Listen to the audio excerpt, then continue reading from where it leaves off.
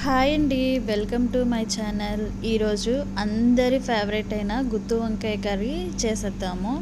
ముందుగా పల్లీలను ఇలా వేయించుకొని మిక్సీ పట్టుకొని పౌడర్ని అయితే పక్కన పెట్టుకోవాలి.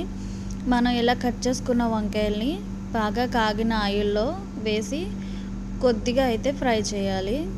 ఇలా ఫ్రై చేసుకుంటేనే కర్రీ టేస్ట్ బాగుంటుంది. ఇలా అన్నీ ఫ్రై చేసుకొని పక్కన పెట్టుకున్నాక ఒక మిక్సీ గిన్నెలో కొద్దిగా జీడిపప్పు, మనం కట్ చేసుకున్న ఉల్లిపాయ, టమాటా కూడా వేసి మెత్తని పేస్ట్ అయితే చేసుకోవాలి.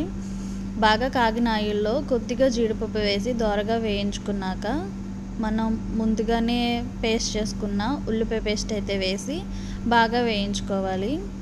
ఇలా బాగా వేగించుకున్న తర్వాత ఇందులో ఒక స్పూన్ అల్లం వెల్లుల్లి పేస్ట్, చిటికెడు పసుపు, ఒక స్పూన్ కారం, ఒక స్పూన్ ఉప్పు వేసి దీన్ని కూడా ఒక 1 మినిట్ అయితే బాగా వేయించుకోవాలి.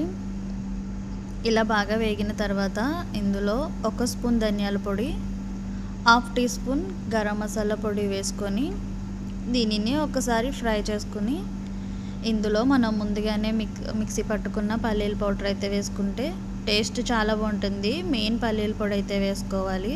ఇప్పుడు మనం ముందుగానే వేపు తీసుకున్న వంకాయలను వేసుకొని రెండు కూడా బాగా మిక్స్ చేసుకోవాలి.